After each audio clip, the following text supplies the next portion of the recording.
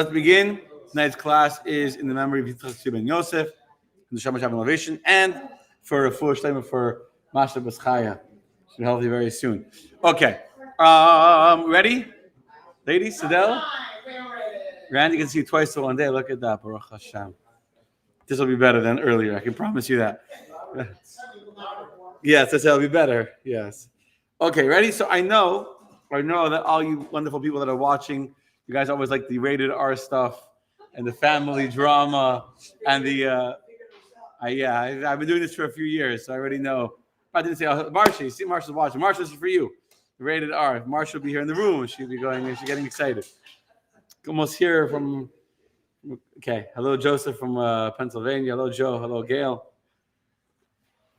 Happy Rosh Hashanah to all. Okay, so tonight I'll give you some of the juicy stuff, some of the family drama, some of the exciting, lesser-known stories of King David's life, powerful stories.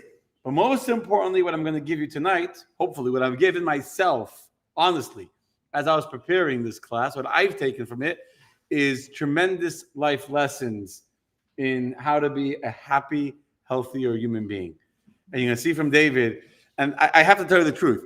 I was feeling a little guilty at first. I was thinking we're going to do a Rosh Hashanah class. This week is Rosh Hashanah, talking about King David. It's interesting, but it really should be a Rosh Hashanah class. But we have to finish King David this week because next Monday night, those who are watching, next Monday night, we're having a very, very special program in memory of the 1,200 that were killed on October 7th. So next Monday, October 7th, I will hopefully stream it on Facebook, but you're all welcome. It's a free program. You're welcome to join us 7:30 p.m., not 8 o'clock, 7:30 p.m. here in the shul. We're flying in a speaker from Israel, Asaf Solomon, who I've heard amazing things about. So we won't be doing a class, obviously, because we'll be doing a program for October 7th. And then the week after that, Sukkot and all that. So we got to do it now. But really, really, the me in the Bible of King David is his ability to forgive, his ability to not carry around emotional baggage and weight, which is so unnecessary. And just, I saw a cute clip of hopefully I remember. Maybe, can I borrow your pen for 1 second? If I can borrow for 1 second. She can't see me. I see her. What do you mean? That's what I told her.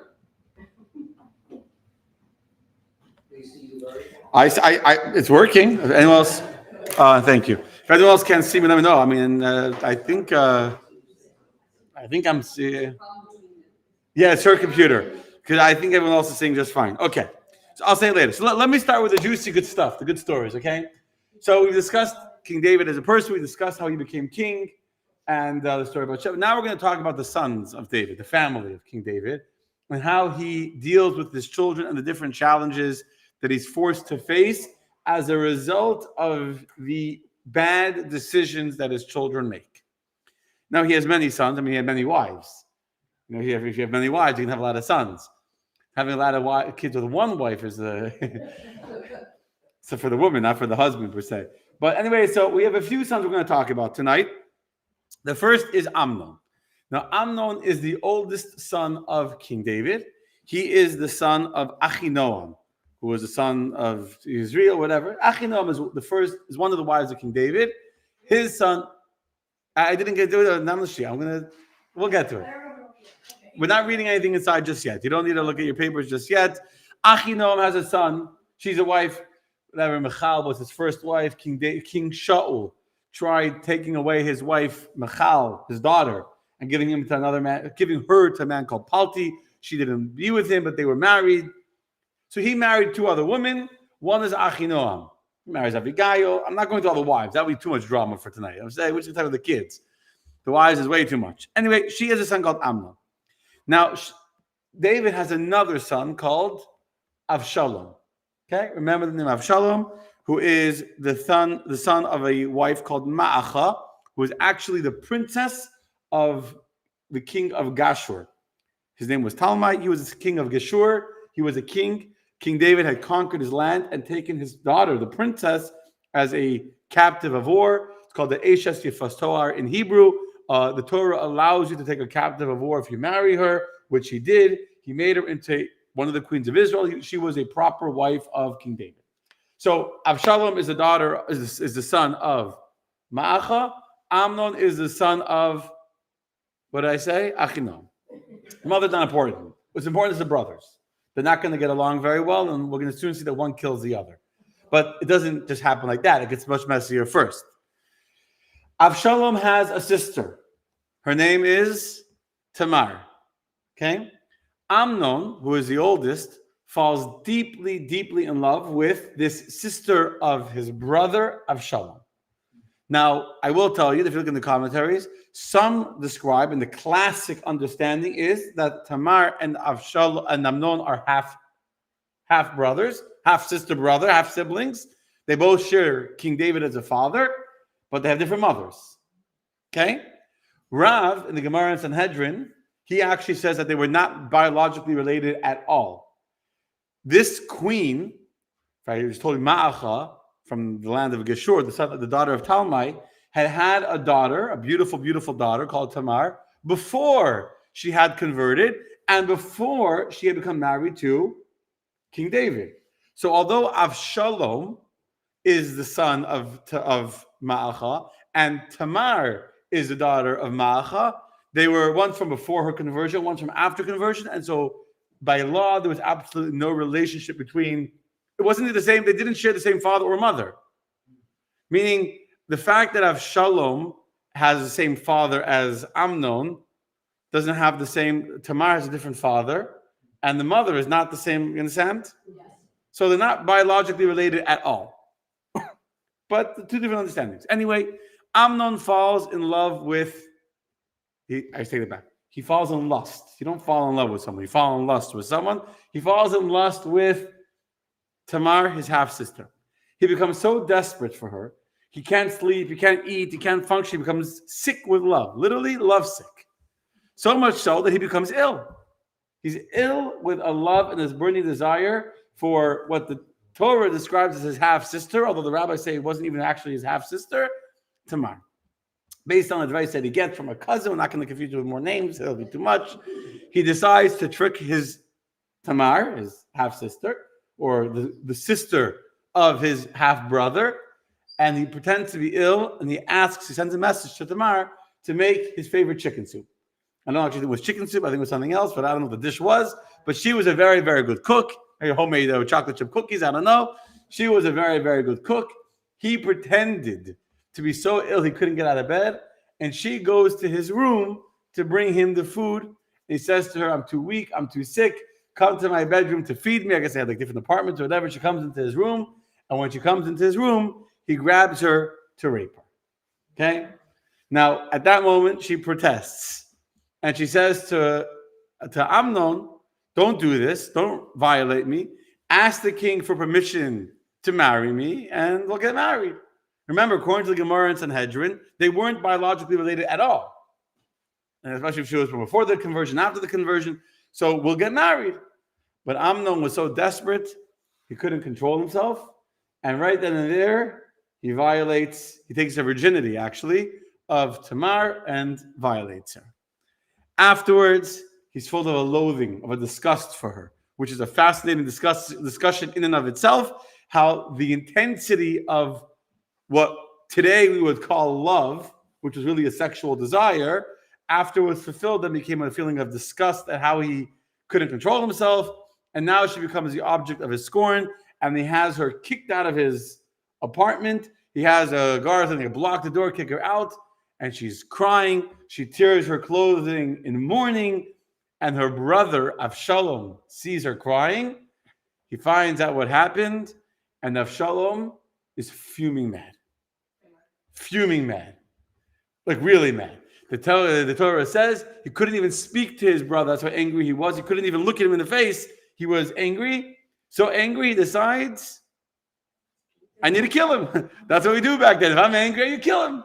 I don't know if that's the right answer to this anger, but so Avshalom, I'll spare the details that are a little technical. He makes a whole feast. They all go to a feast and they're eating and they're drinking and they're merry. Amnon has no suspicion that Avshalom wants to kill him for what he did. He's quite happy with himself. And there at this meal, on a predetermined motion, the servants of Avshalom kill Amnon, his brother, his half-brother. Everyone runs away. They all flee. They all run away. And when King David finds out that his son Avshalom had killed his other son Amnon, King David is angry, furious, and he will not allow Avshalom back home, back to the palace. So Avshalom now has to run away from his father, and he's hiding somewhere else away from his father's anger. Eventually, King David realized this is not going to help me because I'm just angry at one son that gets killed, now the other son. And eventually, with some help, with Yoav, who is a general of King David that actually when he killed Avon, we talked about him last week. Yoav convinces his father, he's like the intermediary, and King David finally forgives Avshalom and allows him to come back home. Okay? Pretty cool story. Pretty harsh.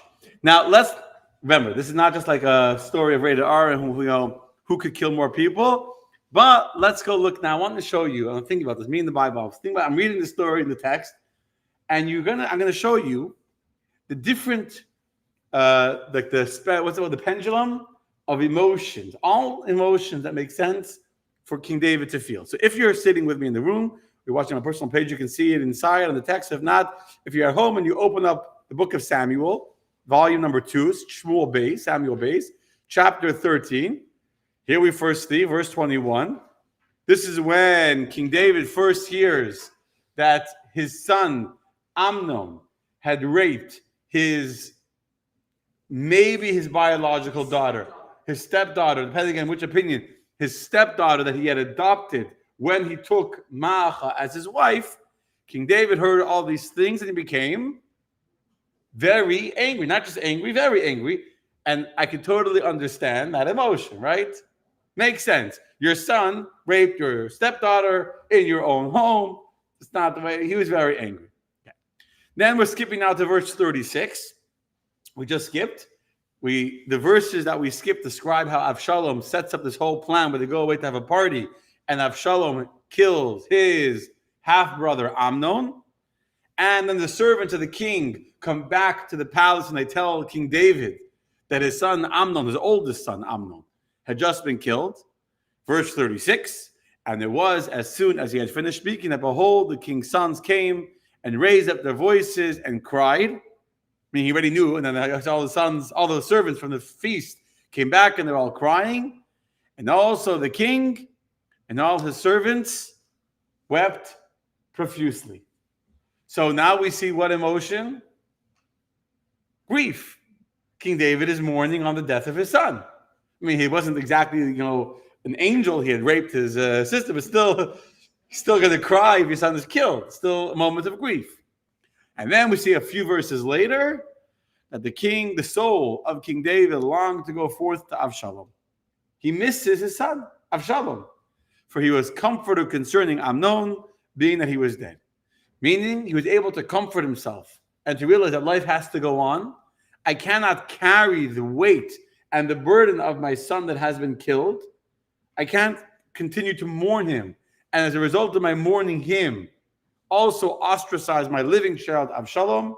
And therefore he longed to go forth to Avshalom. He missed his other child. And that's why Yoav make peace and allow his son to come back to the palace.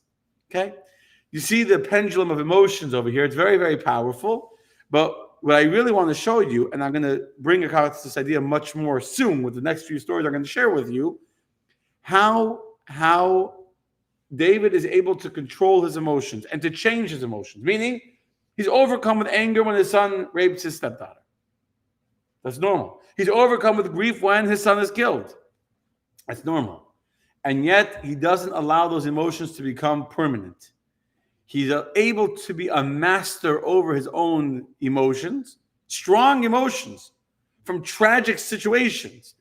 These are stories that what happened to any of us today would be in therapy for many years dealing with this kind of family drama. Can you imagine? Real family drama here. And yet David says, I have to move on in my life. I have a job. I have his son. And he is able to control his emotions and to move forth both from the anger and to move forth from the grief and the sadness of losing his son and continuing his life in a healthy, productive way. Okay. So I'm showing you where we're going with this. Let's continue the story now. Avshalom comes back to the palace, but Avshalom is not so close to King David. Although they've officially made peace, during the 2 years that Avshalom was away, he began to become jealous of his father. And Avshalom, eventually, making a long story short, decides that he wants to become the next king. Okay? Yeah, right away. Well, he wants to be the king. He wants to be the king. So what happens? So Avshalom, he has an argument, by the way, because Avshalom is the next in line. Now that his older brother is killed, Amnon is dead. He thinks he's the next son, and so considering himself the next heir, he began, and he realized that his father was not going to appoint him as king. In fact, Shlomo Melech would become the king, but he knew his father did not trust him, as understandably so. I'm not so sure I would want my son, if Avshalom, to be the one that takes over. Anyway, so he devised, and he realizes that the Jews will never follow him without the support of the rabbis. The Jews were very religious people at the time, very loyal, very righteous, very connected to the words of the Torah, and therefore he needs to get the rabbis to give him legitimacy. How's he going to get the legitimacy? Again, there's a very interesting story. I'll give you the main bullet points over here. The main basically comes to his father. He says to his father, when I was in exile out of the palace, I made an oath to God that when I will return, I will bring offerings to God. This is what he said. No, he made it up, but that's what he said. Now, at that time, if you remember, we told you last week that King David had moved his palace from Hebron, where he had lived, tribe of Yehuda, to unincorporated DC. No, to Jerusalem. Jerusalem was an unincorporated city. It was right between the territory of Yehuda and Binyamin. He wanted to find a neutral area where no one would feel like it was more to this tribe or to that tribe. So he moves. But at that time, the temple, the Mishkan, was still in Hebron. It wasn't there. He didn't build a temple. So he's going to go bring offerings. That's pretty righteous. So he says to his father, I don't want to go by myself. I want the Torah scholars to accompany me. I want on the journey, if you could send 2 members of the Sanhedrin, of the great rabbis, who are here with you in the court in Jerusalem, to go with me, to inspire me, to help me be more spiritually prepared on this trip to go bring offerings, that would be great. So King David loves this. His son wants to learn Torah. He wants to be with the rabbis. He's getting all excited. His son is doing teshuvah. So he says, sure, gladly, which 2 rabbis do you want? So I'm not sure yet. I'm still thinking about it.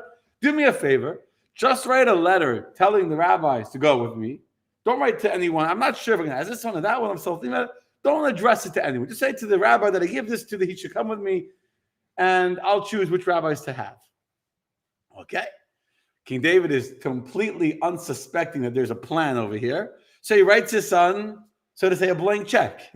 He writes his son a letter without a name on it, telling that you, Mr. Rabbi, without a name, should accompany my son on his journey to Hebron. What does Avshalom do with this letter? He goes to every one of the rabbis, as if they're the only 2 rabbis that he was choosing. So he comes each one after the other. He says, here's a letter from my father, commanding you, telling you to go with me on the journey to Hebron. Okay, you get a letter from the king, and no one suspects that Avshalom is doing something behind the king's back, right? Avshalom is the son of the king. King, here's a letter from the king asking him to go, the rabbis, these 2 rabbis, to go together. Next thing you know, I think 380 rabbis, I don't remember how many rabbis, basically all the rabbis of Jerusalem, every rabbi he could get is, so to say, convinced that they're going on the select mission from the king together with Avshalom. So Avshalom leaves town with all the rabbis. All the rabbis. Because they all got this letter from the king. Yeah, it's a real story. It's pretty good. He was a smart man, Avshalom. So they're all going. And he comes to Hebron, and there he sounds a trumpet call. And he brings all those people, all those ungrateful people that are, he always has people always looking for some action, always looking to, to come, including Achitophel, which is a very interesting thing. I wasn't planning on getting into Achitophel right now, but for a quick minute, I think I mentioned him last week already. Achitophel was one of the wisest men to ever live, a very, very wise man. He was the advisor of the king, but he also was not really loyal to King David. He also had visions of his own greatness where he would one day become king. And so he felt that Avshalom was an opportunity to get rid of King David and he would become the king. And so although Avshalom had not invited Achitophel, because he wasn't sure where his loyalties lay. But the moment that Achitophel, once he had all the rabbis with him, and he had this appearance of legitimacy, that the masses thought that the rabbis were supporting him over King David, Achitophel right away came to profess his loyalty to the new king, Avshalom. Okay? Now, when David heard this, you can imagine it was not easy. Not easy is an understatement, you know what I'm saying? And David was already not young anymore at this time. He had already fought many, many wars, had already raised all of his children. He had already built up Israel into a very, very powerful nation. And you would think at this point in his life, he's ready to like quasi-retire and enjoy, the fruit of your labor and to be the king of a very wealthy, successful land that is safe from all of his enemies. And instead, what's happening? His own son is leading a revolution against him. A civil war being led by his own child. Pretty tough. Tough life. He had a very hard life. And Avshalom, again, these are chapters and chapters, and you read the details, and it's fascinating, but let's keep to the point. Avshalom gathers an army to come to chase King David out of Jerusalem, and David, instead of fighting back, he flees the capital. King David, the warrior, does not want to fight against his own son. He flees the capital. He's running away.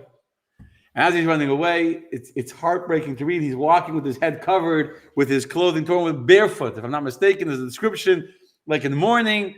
And as he's going out of the tent, out of the thing, he's met by Tzadok and Aviasar, two of the priests who are loyal to him. And Tzadok and Aviasar are the priests in charge of the temple. They are bringing the ark. They're bringing the ark. And they say, wherever you go, you are the king. Wherever you go, we're going with you. And the ark is going with you. And David HaMelech, such a righteous person, says, not fair, it's not honorable for I'm going into exile. Imagine this, he's not a young king, he's an old king already. He's in the 60s probably, he wasn't young, I don't know the exact age. I'm going into exile. Why should the ark wander in exile together with me? The ark should go back to the temporary Mishkan. Let it be under the control of Avshalom. I don't want the ark to be in exile with me. And so Tzadok and Aviasar are sent back, to Jerusalem, to Yerushalayim. They're sent back, and King David begins climbing up Mount Olives, walking barefoot, etc. And all who are walking with him are walking, weeping as the king is leaving his own capital. Very, very sad. He finishes climbing the mountain, and he's met by a man called Chushi the Arki. Chushi Ha'arki is Chushi the Arkite in English. He was a much, much older statesman, one of the most illustrious people of the kingdom, very loyal to King David. And he comes to King David and he says, I'm with you. I want to go into exile together with you. Wherever you go. And he was safe. Chushi was like one of the respected people. I want to go into exile with you. And David HaMelech says to him, King David says to him, do me a favor. Don't go into exile with me. I want you to be my secret agent. I think Mossad just today we met these double agents and and find out to penetrate Hezbollah and whatever. Something said Iran, the head. So that's what someone said. Someone said that the head of the Iranian agency that's meant to infiltrate the Mossad was actually a double agent for the Mossad. That's what someone said. Whatever. I don't know if it's true and who knows. Anyway, the point is, so King David says to Chushi, I want you to be my double agent. I want you to go back into Jerusalem before Avshalom comes to the city. And when he comes, I want you to be in the front line to greet him and profess your loyalty to him. And I want you to be his advisor. But here's what I want you to do. The only mission I have for you is send me updates, send me news, what's going on, so I know how to prepare.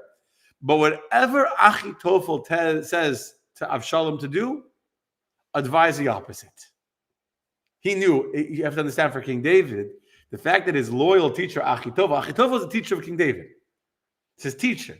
The fact that his teacher switched sides was one of the biggest daggers in the heart for King David. His own teacher had abandoned him. So he says to Chushi, whatever Achitophel says, I know Achitophel is a very wise man. And I know his advice is good advice. My son is a little hot-headed. So whatever Achitophel says, doesn't make a difference what it is. Whatever he says, say the opposite. Say the opposite. That's your job. Okay. Anyway, A little further, David is also met by the servant of Mephibosheth. This is interesting. Mephibosheth, remember who that is? You don't remember. I mentioned his name last week, but I said a lot of names. Mephibosheth is the son of Shaul, of King Saul. If you remember, I told you that he had a son that was lame. The nurse ran away when King Saul was killed. His oldest son, Jonathan, was killed in the war. Mephibosheth was a young child. He was lame. And later, King David felt bad that the family of Saul had been killed. He brought the son of Saul into the palace. His name was Mephibosheth. And he lived in the palace. And he ate by the king's table. He was treated like a member of the family. And King David raised him. So Mephibosheth, who is the son of Saul, who theoretically could be happy that there's a revolt happening against King David, actually is very loyal to the king and sends his servant. He was a very old man at the time, to go and bring food to King David and to show his loyalty. Anyway, okay, fine. So they travel on. This time, that a story happened that I already mentioned to you 2 weeks ago. Famous story where Shimei, the son of Gera, comes and he sees King David fleeing, and he starts throwing rocks at the fleeing king and starts to curse him. He's adding insult to injury. Not bad enough that King David is leaving his capital because his son is leading a revolution against him. Shimei ben Gera is coming now. He's from the family also of Shaul. Unlike Mephibosheth, the son of Shaul, that was loyal to King David, this relative, he's like fighting the family fight. You have these people, no one cares, but this guy, he's holding on to the family fight. So he comes and he's cursing at King David. So at that time, the generals, Avishai, one of David's generals, was very angry. He asks David for permission to go and kill Shimei. He says, let him be, whatever he's cursing from the mouth of God. And David lets it go. We already talked about this. I'm mentioning this story because I'm going to bring it back up again soon. We're going to come back to the story later on. So remember this moment, okay? Put yourselves, just imagine, let's do it this way. Imagine for a moment you're King David. Your son is chasing you out of the palace. You're leaving, you're ready, you think your retirement.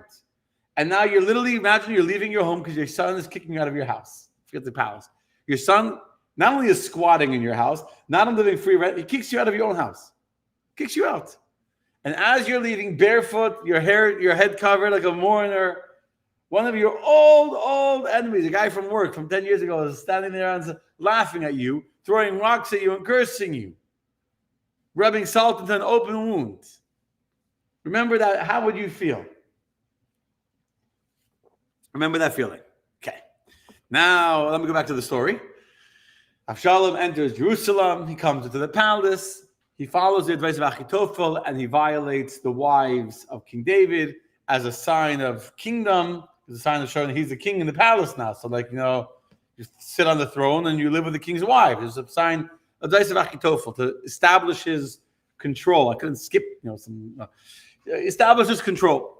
Anyway, and now he starts planning how to go and fight against the king.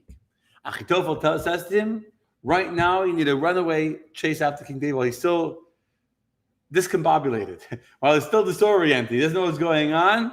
You got to chase him now, kill him now, done, and you'll be the king. You got to quash before there's a chance to fight, prepare himself. Now he's disoriented. He's leaving the palace. He's in mourning. And Achitophel knew the mind of King David very, very well. He knew King David. He was his teacher. He said, go kill him now, and you'll have cemented your rule forever. Hushi, the arche, who had come as a loyal member of the thing, comes right away he said, I have a different opinion. Right, that's his job. So first of all, he actually agreed with Achitophel that he should violate the king's wives because it already happened. And he wanted to establish, he wasn't there to fight Achitophel, so whatever, I'm getting into the detail, but to show that he was not fighting against Achitophel, he agrees, in the beginning of his speech, he agrees to Achitophel. Achitophel is very wise, he gave you good advice. You've proven to the people already that by violating your father's wives, you've already established your kingdom. But be very careful to go attack David now, because he's like a wounded bear. You attack a bear, and Achitophel is saying he's trapped in the hills, there's nowhere to run. When you attack a bear, they'll run unless they feel cornered. The bear is cornered, he'll fight back. And David's a ferocious warrior. David's he's not a pushover. This is a man that has fought many, many successful campaigns and battles and war. He's never lost a war. You think that you're going to be the first one to conquer King David after all the wars that he fought? David wants to run away. Let him run. Let him run. Don't corner him. You're going to corner him. He's going to have no choice but to fight back and kill you. Rather, let him run away. Let him become an exile. You'll have a chance yourself to build up the army and to get control, and you'll take control over the country. Let's say you won't have to kill your father. He'll run away, and you'll be king of the country. And your father will see that you're in control. He's not going to want to fight you, which they all agreed he wouldn't want to fight. And he'll be in exile, and he'll accept that you're the new king. What does Avshalom do? He listens to the advice of Hushi and not Achitophel. So King David already gets a win that Achitophel's plan doesn't work. In the meantime, right away, he sends a secret messenger to King David. Keep on running. Keep on running because Achitophel wants to kill you now. And already it says before the sun rose, he took his men to continue traveling until they crossed the Jordan River to Machanaim, until they got to safety. Immediately got to safety. Many of the Jews were loyal to King David. They came and gathered around King David. He gathered his own army. People under the name of Gath, whatever, he gathers his own army. And Achitophel sees that King David escaped the land of Israel and he's organizing himself. Achitophel smart enough to know that King David has God's blessing. This is not going to end well. He puts his affairs in order, and Achitophel goes home and commits suicide. He goes home and hangs himself. Yeah, this is... You guys never knew the Bible could be so interesting. What? That sore loser, he thought, you're going to see that he was wrong. He thought King David won the war. The first thing he's going to do is kill me for having publicly gone over to the side of the enemy, going over to the side of Avshalom. So he was sure, he knew that once King David escaped, it was too late. He was right, by the way. Once Avshalom lost that opportunity, when King David was mentally and emotionally not ready to fight a war because he was mourning over his son's lack of loyalty and treachery and the people going over and the rabbit. So the moment that moment was the moment. Once that moment passed, he missed it. He missed it. That's it. The opportunity is gone. So he was sure when King David wins, he's going to kill him. So he went home and committed suicide. Now, by the way, the rabbis that had gone with Avshalom, they realized that they were being tricked. Eventually, at some point they realized what happened. They were all been duped. And it says that the rabbis were actually praying for King David to be successful. But they couldn't do it publicly because they were all afraid of Avshalom. They knew Avshalom would kill them. Avshalom was not a nice guy like King David. He was a guy that leads a revolution against his own father to kick him out of the palace. It's not going to be so nice. Kind of get that feeling about him a little bit. So they were afraid to go back to King David because they had already been publicly labeled by Avshalom, who tricked them, but they were now picture with Avshalom. So they were stuck with Avshalom, but they were secretly praying for King David. Anyway, again, making an interesting story short, there's a war, a whole battle. King David comes to fight against Avshalom, and he does not want Avshalom to be killed. But what happens? The war is a total disaster for Avshalom. He was never fought a war really before, I guess. The two armies meet in the forest of Ephraim. It was a terrible battle. All of Avshalom's armies are destroyed. Avshalom himself was a very, very vain. It's a good story, by the way. He was very vain. He was very proud of his looks. He looked like a king. He dressed like a king. He used to, it describes in detail how he would go around the whole retinue of soldiers before the revolt. He would have a whole carriage and people would run before him in the streets like runners would scream, here comes the prince. And he was very into his looks. He had a very, very long, beautiful hair. And he was very proud of his hair. Very proud of it. He spent a lot of time grooming it and, combing it, washing it, shampooing it, dyeing it. Whatever I'm saying. His hair was very important to him. And so now he's on a horse, escaping from this disaster of a battle, running away on the horse with his long hair flowing behind him. And as he's running, the horse went under a tree, on the branch of a tree, and his long hair got caught in the branch of the tree, and his hair got, and the horse kept on going, and he was left dangling in midair by his hair that was trapped in the branch of a tree. Ouch. Well, that's only a partial ouch. You know what the worst ouch is? The soldiers of King David are chasing after Avshalom. And sure enough, they come and they see he's hanging from a tree. Helplessly, with his feet kicking in the air. Get me out of here. They go tell Yoav, who was a general, and Yoav says, go kill him, and they put spears through him, and he's killed while he's still stuck on the hair that was a source of vanity, that was a source of pride of his beauty. That hair that he had prided himself in, that's the hair that became his demise, his downfall. And he was killed because of that beautiful hair. That's why I don't have any hair. I don't want anyone to suspect me of trying a revolution. If I ever have to run away, I will not get caught by my hair. That's for sure. That I can assure you. The horse is ready. I may trip, but I'm not going to get caught by my hair. That's not going to happen. Hair today, gone tomorrow. Yeah. Okay. Anyway. So, yes, more. Be careful what you want. You may get it. So he wanted the beautiful hair. He got his beautiful hair. He got stuck in the tree, and he gets killed. Now, so on one hand, hooray, good news. King David is returning back to Jerusalem. The revolution, the rebellion of his son is over. It's quashed. But how do you think King David is feeling? How do you think he's doing emotionally?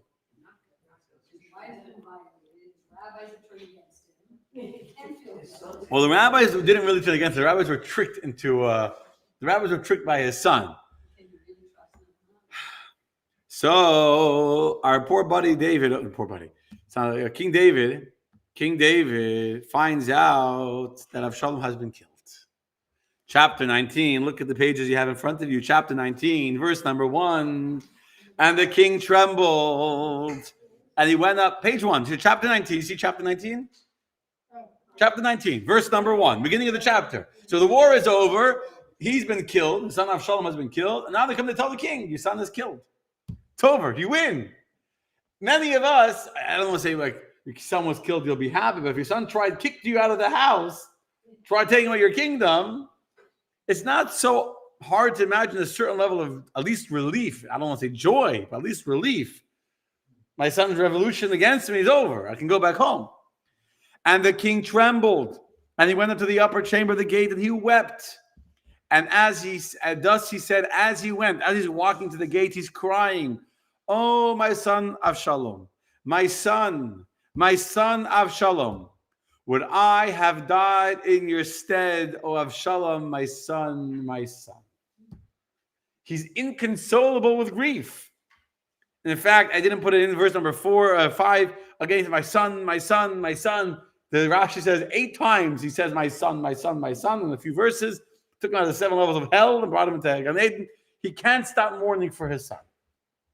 He's overwhelmed with grief. My son, oh my son, if I would have died in your stead. So it's told to Yoav. Yoav was the general that had killed Avshalom. He was the one that had led the revolution led the army who defended the king against the revolution. And they say to Yoav, behold, the king is weeping and mourning over Avshalom. And the victory that day turned into mourning for all the people. For the people heard on that day saying the king is saddened over his son. Okay. So the king can't stop mourning, right?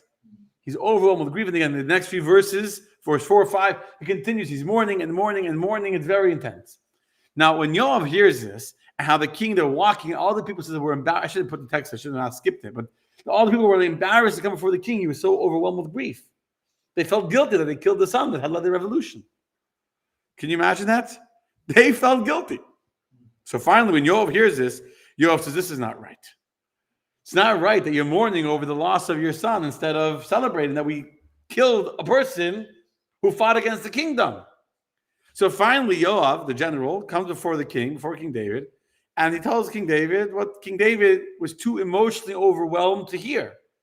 He says to King David, verse number 6, he says, today you have embarrassed all your servants who have today saved your life, the lives of your sons and the daughters, the lives of your wives, and the lives of your concubines. Remember, he was busy violating them in the palace.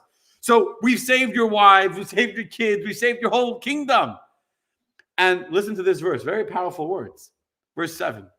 By loving those that hate you, sounds like some Jews today in Arab, but let's not get distracted. By loving those that hate you and hating those that love you, for on this day you have declared that you regard neither princes nor servants, since I perceive today that if Avshalom had lived and we had all died today, then it would have been proper in your eyes. Very strong statement. You're making it sound like the death of Avshalom is worse than if we all would have died. And he could have been stayed the king, and we would have all died, and you would have been happier. And now, so he says to the king, remember, this is the general telling the king what to do. And now, arise, go out, and speak to the heart of your servants. For I swear by the Lord that if you do not go forth, not one man will remain with you tonight. Now this will be worse for you than all the misfortune that has befallen you from your youth until now. Very strong. Basically, what is Yoav saying to the king? Get over it. Get a grip. Get a grip. You're the king.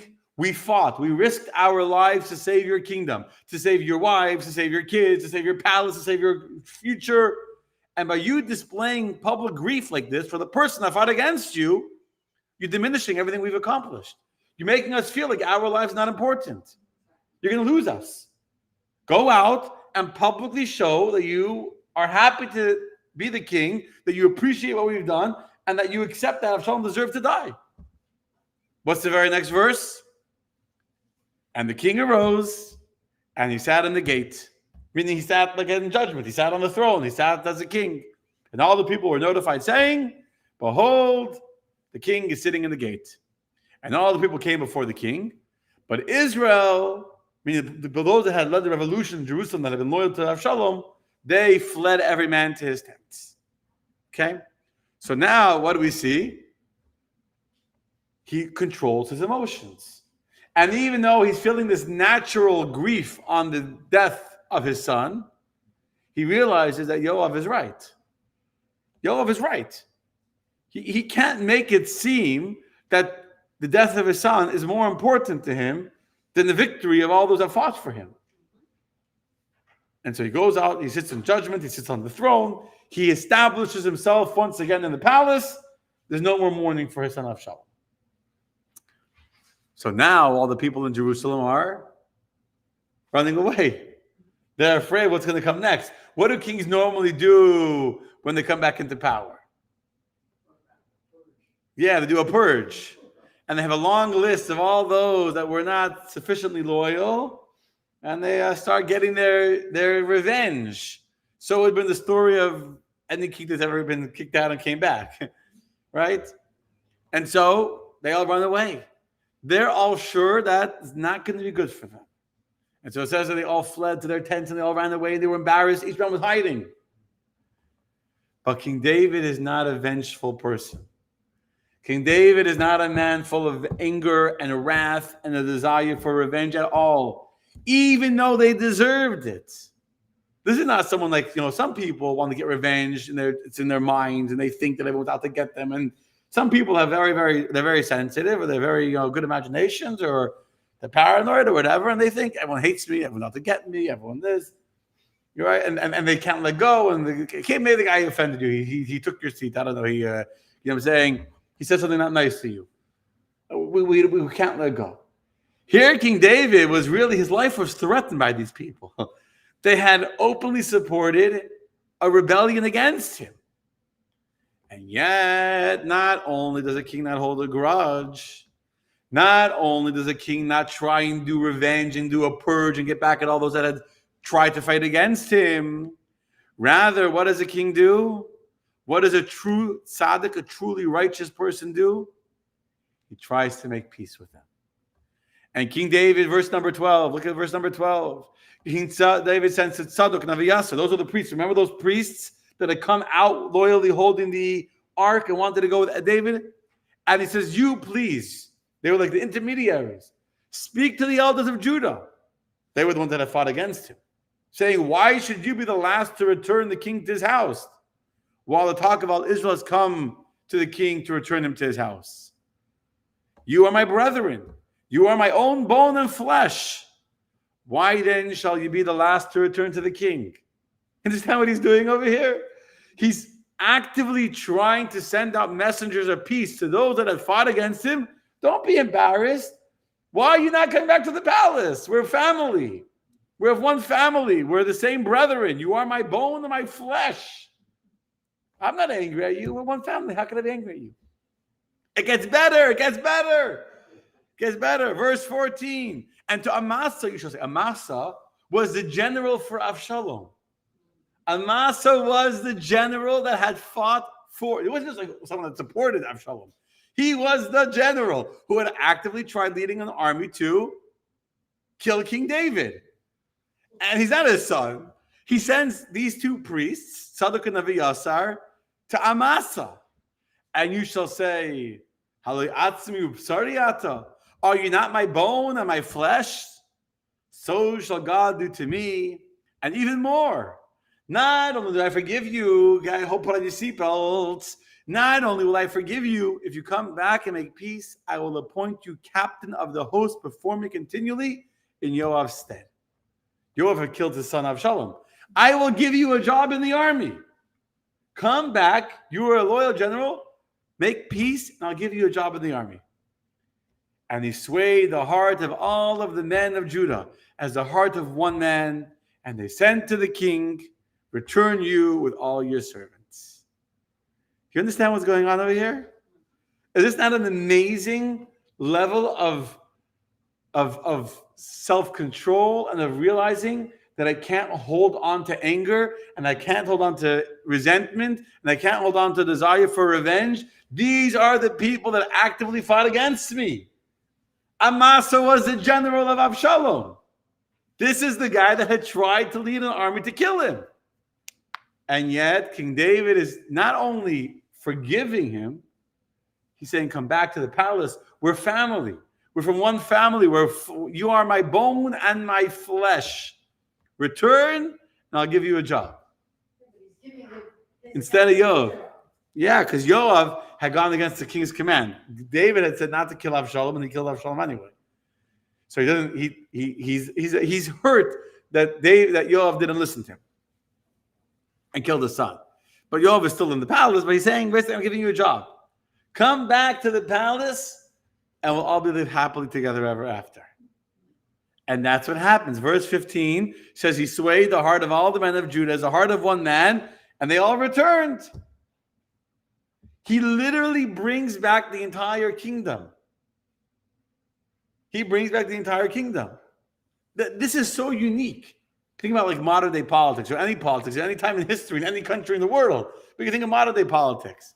Whoever wins the next election, you're the winning team, you're the losing team. And then for the next 4 years, whoever loses for the next 4 years, fighting against the other side. And then it goes, and then the other side fights back.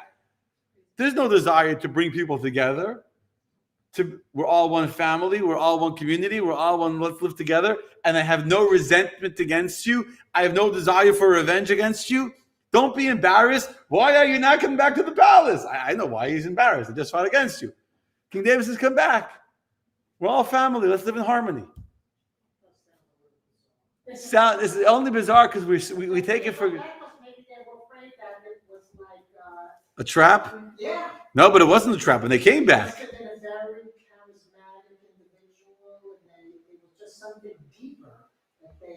He was sincere. David was sincere in his desire to unite the entire land of Israel. David was the first king to unite all the 12 tribes. We talked about this in last week's class. The united tribes of Israel under the kingdom of King David, the first one to bring all the tribes together. But it was sincere. David truly, truly, truly wanted to bring them all together as one. It's amazing. People don't do that very often. We like to hold on to our grudges. Right? We don't want to give them away for free. I have the scars of that grudge. I'm not going to give it back to you. I'm taking it with me to my grave. Never giving it away. And here, David is, and again, this is not like someone like imagining or whatever. He was legitimately entitled to be angry and kill them. They rebelled against him. I'm saying he would have been 100% validated and understood and probably legally entitled to kill all of these people. For sure, Amasa. And yet he wants to make peace. But I'm not done, my friends. I'm not done. It's going to get even worse, better. Depends on which perspective you come from. Worse or better. Depends on how you're thinking about this story. Remember, I told you that as he's leaving the city of Yerushalayim, he's going up this mountain, he's barefoot. His head is covered. He's in mourning. He's broken. He's emotionally broken at that point in time from the fact that his own son and his teacher Achitofel and his generals and his rabbis all went and are leading a revolution against him. And as he's escaping the city, who's cursing him? Shimi ben Gera. Remember that man Shimi? He's laughing at the king. He's cursing the king. He's throwing rocks at the king. And now Shimi ben Gera knows, oh, my life is over. At some point, the king crosses the Jordan, crosses the river, and Shimi ben Gera meets the king. He comes, he falls down before the king. He starts to beg him. He says, please forgive me for my sin. You ready for what happens next? Are you ready, my friends? What do you think happens? I mean, I kind of gave it away. Already. But yes, King David says, so Avishai, I didn't put the whole thing. He came, he crossed the river. Can you be late on time? Shimi is begging for forgiveness, not to be killed. And Avishai, the son of Tzuria, responds and says, in exchange for this, shall Shimi not be put to death for having cursed the Lord's anointed? That's a sin for which the Torah says he's liable to death. He cursed the anointed one of God. He was cursing you with the name of God. And David says, you ready? Verse 23. And David says, what is it between me and you, sons of Tzuria, that you should become a hindrance to me today? Shall any man be put to death today in Israel? For do I not know that today I am king over Israel? I don't need to kill people to prove that I'm the king. I'm the king. Everyone's accepted it. Shimi has apologized. What do I gain? Why do I need to put him to death? Do I not already know? Do I not already know that I'm the king? I've already won. So to put him to death is for what purpose? What are you, sons of Tzuria, gain by me killing another person? And the king says to Shimi, Leitamus, you shall not die. And the king swears to him, you will not be put to death. Do you understand the level of forgiveness? The level of forgiveness. What? That's what I'm saying. Modern day politics, if whoever wins, if Trump wins, he has a whole list of people who's going to, and many will argue rightfully so, whatever. King David is an example that that's not the way we should live our life. But I'm not talking about politics, in our own lives. In our own lives. But these people who try to kill them, can you trust them? Just because. So Shimi doesn't trust him. Shimi's not getting a job in the palace, but Shimi's saying, why should I kill him? What's it to gain? Go live your own life. If you can turn around and kill them again, try. You could try. The point is, all of David's, all people that have fought against him have all come and sworn allegiance to him. They've all come and sworn allegiance to him. So at this point, killing Shimi is only an act of spite. It's an act of revenge. It's not going to establish his kingdom anymore authoritatively. A king is entitled to kill someone that rebels against you, that misbehaves or disobeys, to establish your authority, to establish your rulership. But over here, he'd already established his rulership. There was no need to kill him to prove something. It would just be an act of vengeance, an act of spite. And King David says, I'm not going to do that. For what purpose? How will I make my kingdom stronger? Everyone already knows I'm the king. I've already won. To kill him would be an act of vengeance. I will not kill him for no reason. Time we're coming to Rosh Hashanah, Yom Kippur. One second. Coming to Rosh Hashanah, Yom Kippur. Is this not like the most powerful message as we start a new year to think about all those pieces of baggage that we're carrying around with us? All those people that have hurt us, that have fought against us, that have tried to kick us out of our home, metaphorically speaking.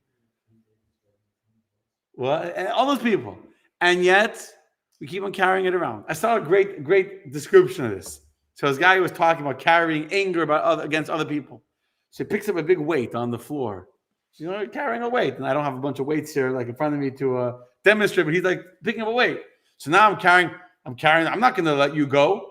You pissed me off. You were mean to me. I'm going to hold on to this. Oh, well, then this guy also made me angry, so I'll carry that one too. And then this person made me angry. And then he's like carrying 4 or 5, 6. He's carrying this weight, a big weight, a small weight. He's walking around. He's carrying 6 weights in his hands. Starts getting a little heavy. Then he says, he puts them all down, and now I'm free. King David was truly free because King David was truly able to let go of all of those weights, all those hurts, all those rightful reasons to be upset at other people who had truly tried to hurt him, who had truly tried to take away his kingdom from him. And yet King David said, I want to carry no anger in my heart. I want to carry no hate in my heart, no resentment in my heart.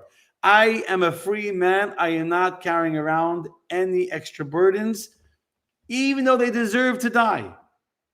I want everyone to live together in peace. I want everyone to feel welcome in my home. I want everyone to feel welcome in my palace. I have no hard feelings to anyone. Not just I'm not saying it so that whatever. He really sincerely felt that. He did not carry any hate in his heart, any resentment, any jealousy, any hurt feelings. He was truly at peace with everyone around him. And therefore, even those that had tried to hurt him were able to come back to the palace and to live together in harmony. I'll take your question in a minute. And now, because of that, because David was so sincere in this ability to forgive others for what they had done to him, he's able to pass it on to his children. It's already 9 o'clock. I'm going to tell you one more story. Okay? One more story. Also trying to, the other story, but David's very old. He's very weak. He's very cold. He's not well anymore. He's a sick man. And who's supposed to be the next king of Israel after he passes away? Solomon, Shlomo HaMelech, King Solomon. That was the prophecy of Nathan the prophet. He had promised it to his wife Michal that the son David, Solomon will be the next king. But he had another son. Adoniah was his name. And guess what? He also wants to be the king. Surprise, surprise, right? Can't believe that. So this son, Adoniah, he wants to be the king. Now, he's not going to do what Avshalom did and try and lead a revolution against his father. That's not going to work. But he's already worried that Shlomo HaMelech will become the king. So he starts to prepare. He knows that his father is near his end, is near his deathbed. So instead of gathering around his father to be like with his father at the time of his passing, in the end, he makes a big feast. Also, to be ready that the moment that his father dies, he'll have the coronation feast all ready to go, and he'll be crowned the new king before Shlomo HaMelech, before his Solomon. Tough, yeah. Too much for one night. The people. Yeah, it's power. Power is... And they find out about it. So Nathan the prophet finds out what's going on, and he comes to Michal. He says, come to King David and say to him, to Bathsheba. Sorry, not Michal. I meant Bathsheba. Sorry, I made a mistake.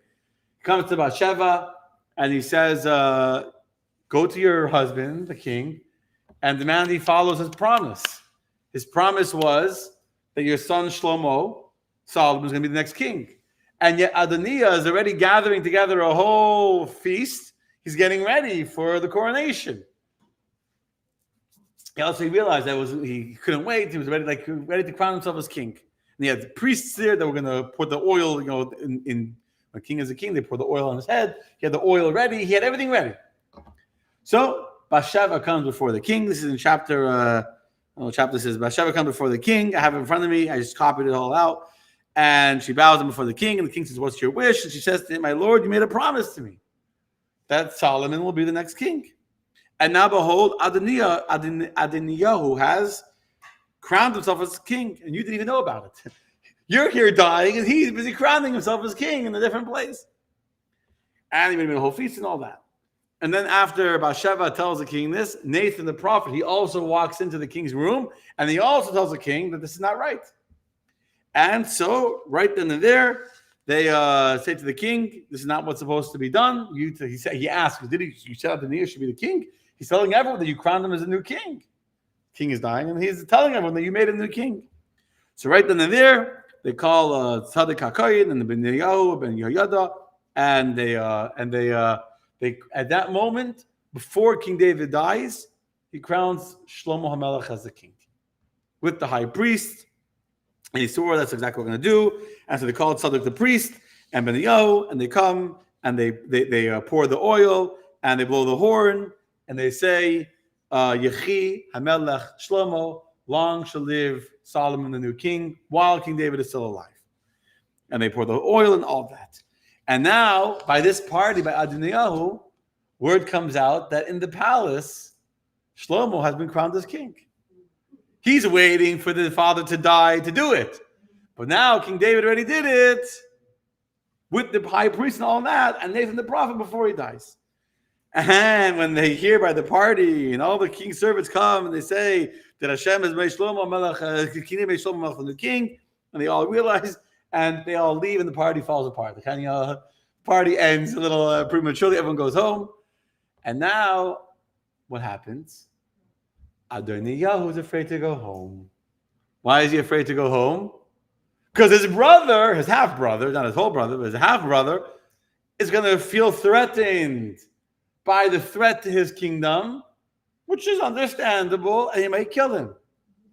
Right? So it was told to Solomon, I should have put this into the paper, but I have it, I'm reading from the text in front of me. This is from chapter 1 of the book of Kings. All the guests trembled, they all left. Adoniyahu was fearful of Solomon, so he went to go hide. And it was told to Solomon, saying, behold, Adoniyahu fears King Solomon.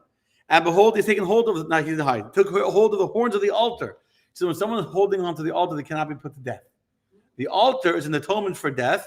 It's a rule, it's in the Torah, that someone that's holding onto the Mizbeach, holding onto the altar, you can't kill them. So he's like holding, they've been playing tag, and it's like, safe. There's a, what's it called? He's holding onto the safe. He's holding onto the horns of the altar. He's not letting go. He's afraid they're going to go and take him to be killed. So what does Shlomo HaMelech do? What does Solomon do? And Solomon said, if you'll be a ben chayil, if you'll be a valiant man, he'll be loyal, even one hair of his shall not fall to the ground. Meaning I won't even touch a hair on his head. Yishlach HaMelech Shlomo, and King Solomon sent, and they brought his rival down from the altar, and he came in, he bowed down before King Solomon, and Shlomo HaMelech says to him, Lech lebeisecha, go to your house in peace. Shlomo HaMelech learned from his father how to forgive. If King David would have held on to his grudges and his griefs and his hate and his resentment and all that, his son would have learned the same thing. And his son would have killed his half-brother. But he learned from his father to let go, to get over it. To not hold on to anger, to not hold on to old fights, to not hold on to old grievances and old baggage that we're still schlepping 5 years later because we refuse to let go because I'm not going to let go. It's mine. I have a scar for this burden I'm carrying. And so we carry it literally till the grave. Shlomo HaMelech learned from his father how to let go, how to forgive and not be resentful and not be afraid of others. And that's why the family is able to live together in peace. That's why the family is able to live together in peace. And so I think as we come to the high holidays, as we come to the beginning of a brand new year, when you come to the day of Yom Kippur, the Day of Atonement, there's nothing more powerful than letting go. Nothing more powerful than letting go. Whatever grievances we can have on anyone doesn't come close to the grievances King David could have had on those that kicked him out of the palace. And yet, he forgave wholeheartedly. He didn't just say, okay, I won't be angry at you anymore. He brought them back into the family. He brought them back into his army, brought them back into his home. And as a result of that, his children were also able to live in peace. It becomes a cycle. When we hold on to anger, we hold on to resentments, we hold on to hate, our children learn to hold on to hate. And when our children see that we can truly, truly forgive others, where we can welcome them back into our homes, back into our lives, back into our family, like it was before the revolution, then our children also learn to be able to let go and to live in peace with their rivals and to live in harmony with each other and to be one happy, healthy, loving family. I think as we go into a new year, I think that this is the most powerful lesson we can take for ourselves. How to let go. It's a new year, a new beginning. It's a year of forgiveness. Yom Kippur, we ask for forgiveness. King David did it. If King David could do it for harder things, we could do it too. That's the story, my friends. Yes, heavy, I know, but that's very, very, I mean, for me, this has been very, very inspiring, personally. I think it's a very powerful message. I wish each and every single one of you a Shana Tova Umituka, only blessings and good things.